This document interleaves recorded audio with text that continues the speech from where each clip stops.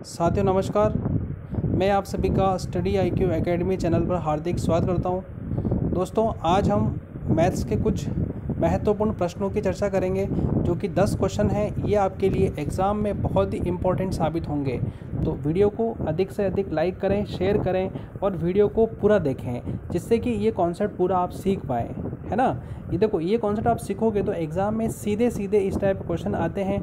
ठीक है, इसमें कई सारे बेसिक कॉन्सेप्ट्स हैं। ठीक है, फास्ट कैसे करेंगे ये तरीका भी है। तो अधिक से अधिक देखें, लाइक भी करें, शेयर भी करें। ठीक है, तो हम चर्चा कर रहे हैं कुछ महत्वपूर्ण प्रश्नों की जो कि आपके एग्ज़ाम के लिए बहुत ही महत्वपूर्ण है।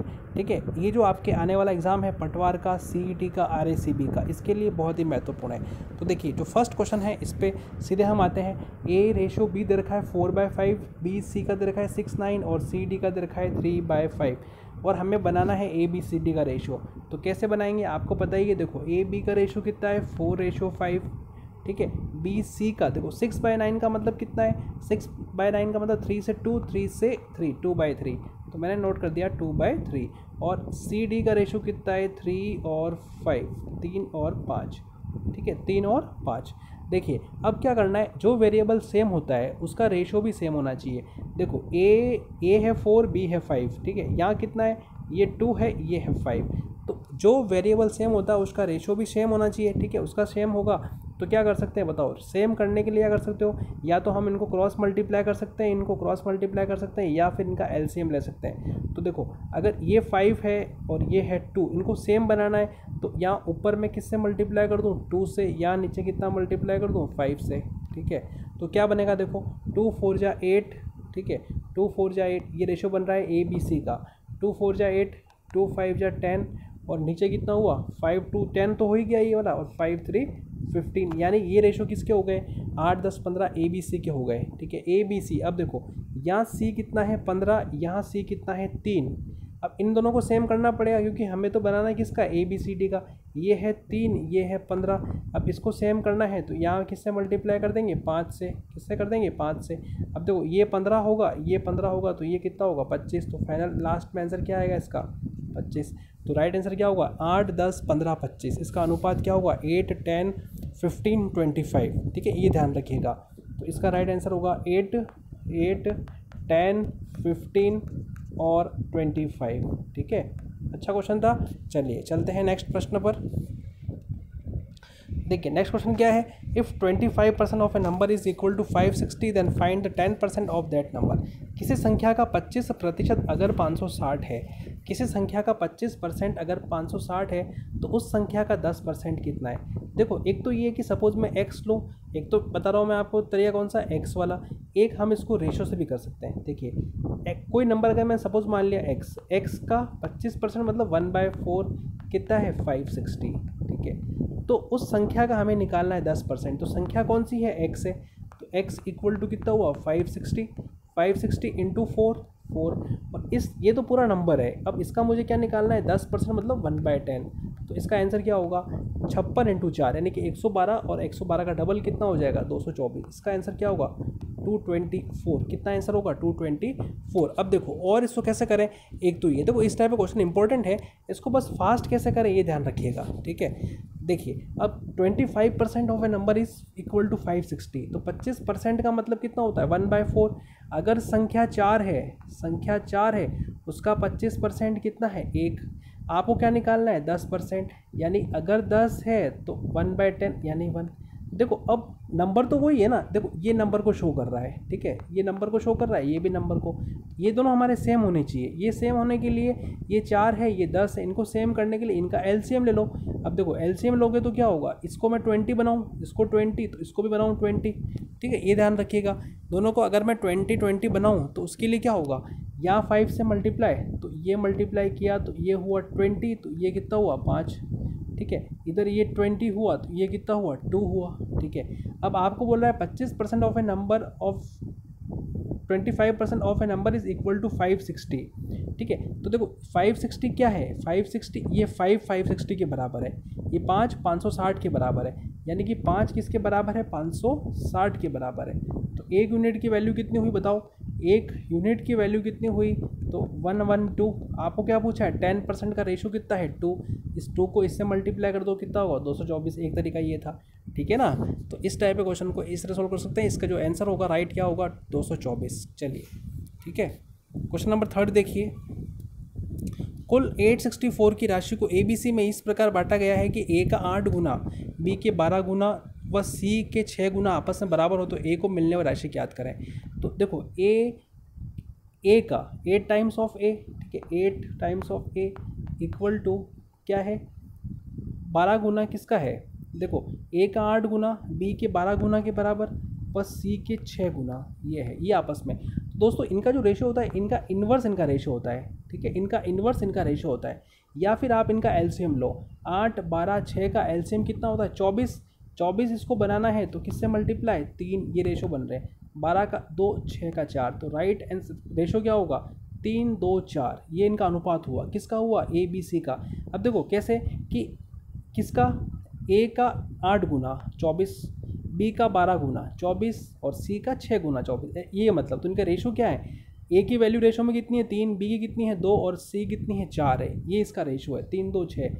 और कुल कितना है 864, कुल कितना है 864 यहाँ पे है, ठीक है।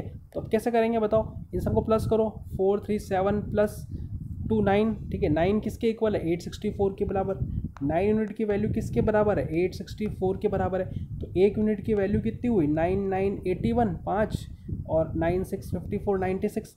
आपसे क्या पूछा है A को मिलने वाली राशि कितनी है, तो A को मिलने वाली राशि कितनी है, तो A का रेशो कितना है 3 है। 3 को 96 से मल्टीप्लाई करो कितना होगा 3 6 18, 3 6 18, 3 9 27, 27 28, यानी कि 288। इसका राइट आंसर क्या होगा 96 इंटू 3, 96 इंटू 3, ठीक है, 270 प्लस 18 288। राइट आंसर क्या होगा 288। तो ये अच्छा प्रश्न था। चलिए चलते हैं नेक्स्ट क्वेश्चन पर। Find the middle proportion of 2401 and 144। Middle proportion निकालना हो तो ये जो दो रेशो हमें दे रखे हैं इनका क्या होगा स्क्वायर रूट बन जाएगा। जो दो रेशो दे रखे हैं दोस्तों इनका क्या बन जाएगा स्क्वायर रूट। 2401 इंटू 144, तो आपको पता है 2401 का जो स्क्वायर रूट होता है वो क्या होता है 49, 49 इंटू 12। इसका आंसर क्या होगा 49 इंटू 12। तो आप क्या कर सकते हो देखो 50, इसको कर सकते हो 50 में से 1, तो यानी कि 50 इंटू 12 कितना होता है 600, 600 में से 12 निकालो तो 588। इसका आंसर क्या होगा 588, ठीक है 588। इसका हमें मिडिल प्रोपोर्शन निकालना है तो इन वैल्यूज़ को मल्टीप्लाई करके इनका हम स्क्वायर रूट कर देंगे, ठीक है। चलिए नेक्स्ट क्वेश्चन देखिए। एक बैग में 25 पैसे 50 पैसे व 1 रुपये के सिक्कों की संख्या का अनुपात। अच्छा क्वेश्चन है, देखो सीधा सीधा ये क्वेश्चन आपके एग्जाम में पूछा जाएगा, ठीक है ना। ये ही सीधा सीधा प्रश्न आपके एग्जाम में पूछा जाएगा। 25 पैसे 50 पैसे व 1 रुपये के सिक्कों की संख्या का अनुपात 2:3:4 है, ठीक है। तो कैसे करेंगे इस टाइप के क्वेश्चन को। 25 पैसे 50 पैसे यानी कि कितने हैं, देखो या लिख दूँ मैं 2 3 और 4। 25 पैसे कितने हैं 2, 50 पैसे कितने हैं 3 और 4। ये तो इनके कॉइन्स का रेशो हो गया। अब इससे अपन इसको क्या करेंगे, यहाँ पे हमको दे रखा है कुल बैग में रुपए कितने, ये दे रखा है बैग में कुल 720 रुपये रखे हुए हैं। तो देखो 25 पैसे के 2 सिक्के होंगे तो 50 पैसे बनेंगे नहीं बनेंगे, 50 पैसे बन गए, ठीक है। 50 पैसे के 3 सिक्के तो कितना हुआ 1.5 रुपया हुआ, ठीक है। और 1 रुपये के 4 सिक्के मतलब 4 रुपये बने, यानी कि देखो 1.5 रुपया 50 पैसा मतलब 2 रुपये, और ये कितना हुआ 4 रुपये, यानी कि 6 रुपये हुए कुल मिला के 6 यूनिट। और 6 यूनिट की वैल्यू किसके इक्वल है 720 के बराबर है। तो 1 यूनिट की वैल्यू कितनी हो जाएगी 1 यूनिट की वैल्यू 120, ठीक है। आपसे क्या पूछा है यहाँ पे कि प्रत्येक प्रकार के सिक्कों की संख्या, तो यहाँ पे सिक्कों की संख्या के अनुपात से मल्टीप्लाई कर दो। 120 इंटू 2 कितना होगा 240, 240 ये हो गए किसके 25 पैसे के सिक्के। 120 इंटू 3 कितना हो गया 360, 120 इंटू 4 कितना हो गया 480, यानी 120 360 और 480 सिक्के हो गए। 25 पैसे 50 पैसे और रुपए 1 के सिक्के।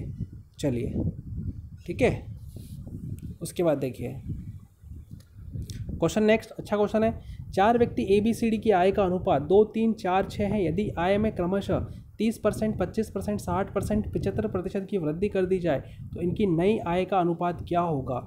देखो जो भी इनकी वर्तमान, ऐसे क्वेश्चन में जो भी इनकी प्रेजेंट जो इनकम होती है, प्रेजेंट जो इनकम होती है प्रेजेंट हमेशा, वर्तमान वाली बात हमेशा क्या होती है, पूरी 100%।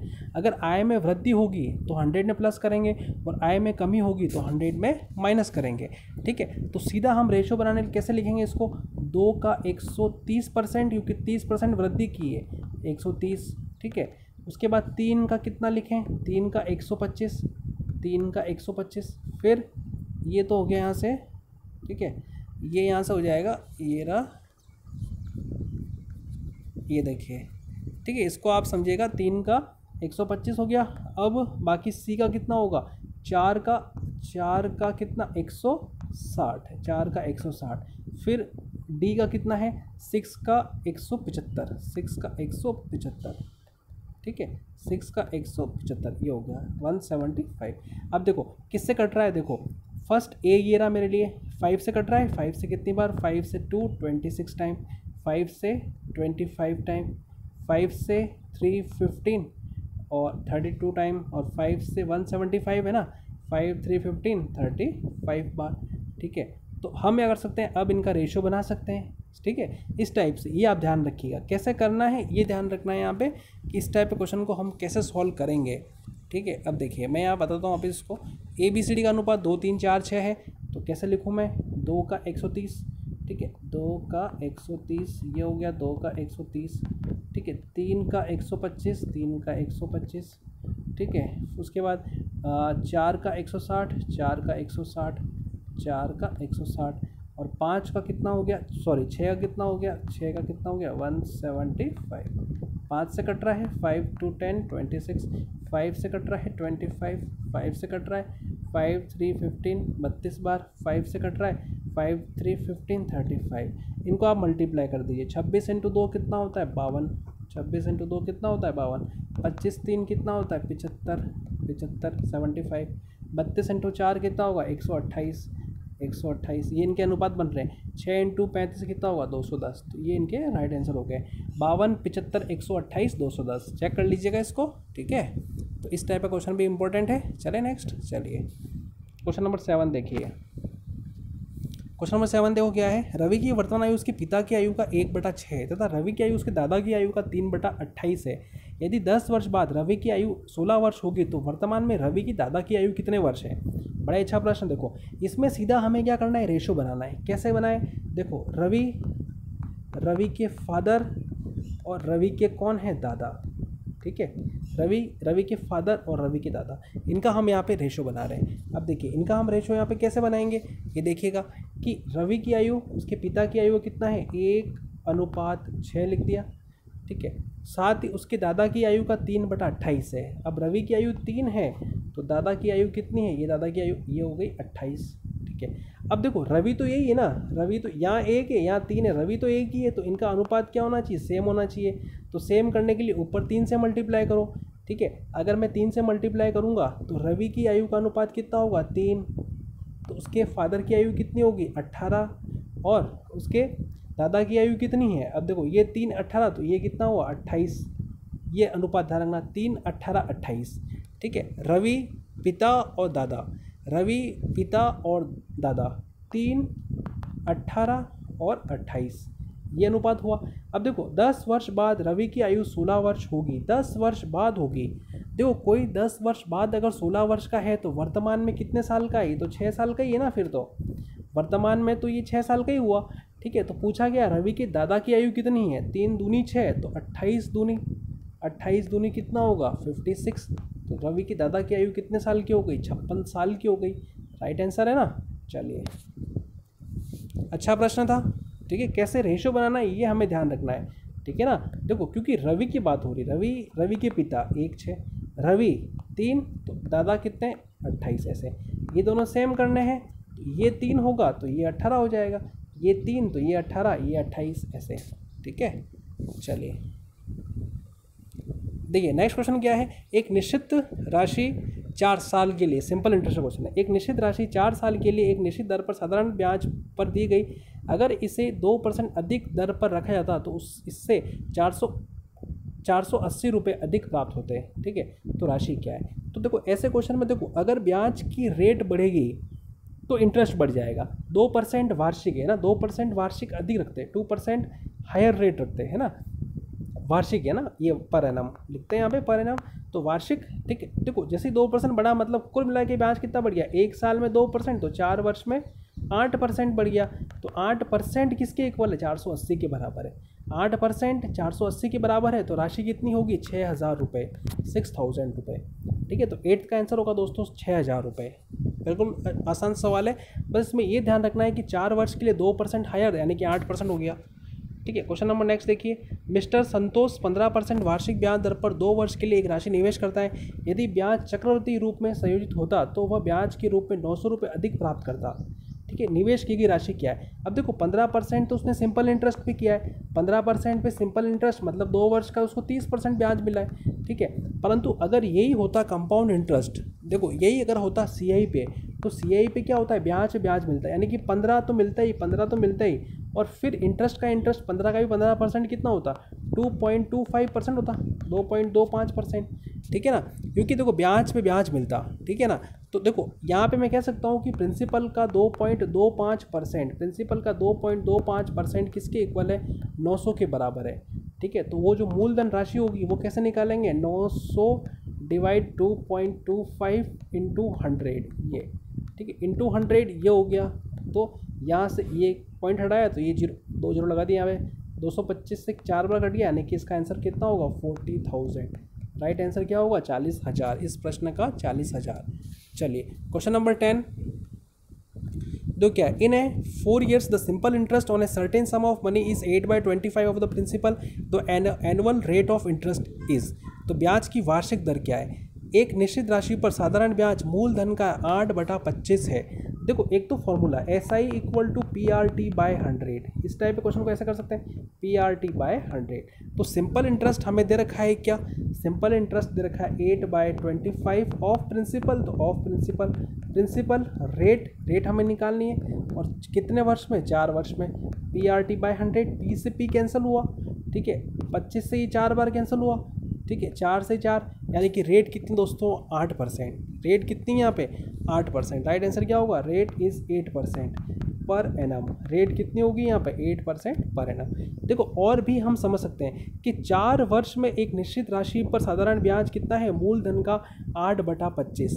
देखो चाहूँ तो मैं इसको ऐसे भी कर सकता हूँ, कैसे, देखिए कि यहाँ रेशो कैसे बनाओ, प्रिंसिपल और SI का, प्रिंसिपल और SI का रेशो कितना होगा, प्रिंसिपल अगर 25 है तो ये कितना है, 8। प्रिंसिपल अगर मैं 100 कर दूँ, देखो इसको मैं 100 कर दूँ तो 25 यानी 4 यानी कि 100, ये कितना हो गया, 32। पर दोस्तों ये 32 कितने वर्ष में है, 4 वर्ष में, 4 वर्ष में हुआ 32, यानी 1 वर्ष में कितना हुआ, 8, यानी कि रेट ऑफ इंटरेस्ट कितनी हुई, 8%। तो दोस्तों इस तरह के ये हमारे थे कुछ महत्वपूर्ण प्रश्न, इस तरह की कई सारी सीरीज़ मैं आपको और भी आगे प्रोवाइड कराऊंगा। तो इस सीरीज़ को देखने के लिए, समझने के लिए और अपनी मैथ्स को अच्छा इंपॉर्टेंट बनाने के लिए हमारे चैनल से जुड़ें, ठीक है। और वीडियो को दोस्तों अधिक से अधिक लाइक करें, शेयर करें, इस वीडियो को वापस से एक बार देखिएगा, फिर से आप प्रैक्टिस कीजिएगा, इस टाइप के क्वेश्चन आपके एग्जाम में आएंगे, ठीक है। और इससे भी अच्छे प्रश्न और मैं सॉल्व कराऊंगा। पहले हमारा बेसिक और जो एग्ज़ाम के लिए जो इंपॉर्टेंट बातें होती है वो हमारे लिए क्लियर होनी चाहिए, जिससे हम हमारी तैयारी को बहुत अच्छा और मजबूत बना सकें। तो आशा करता हूँ आप सभी को समझ में आया होगा, अधिक से अधिक लाइक करें, शेयर करें। चलिए ठीक है, ओके।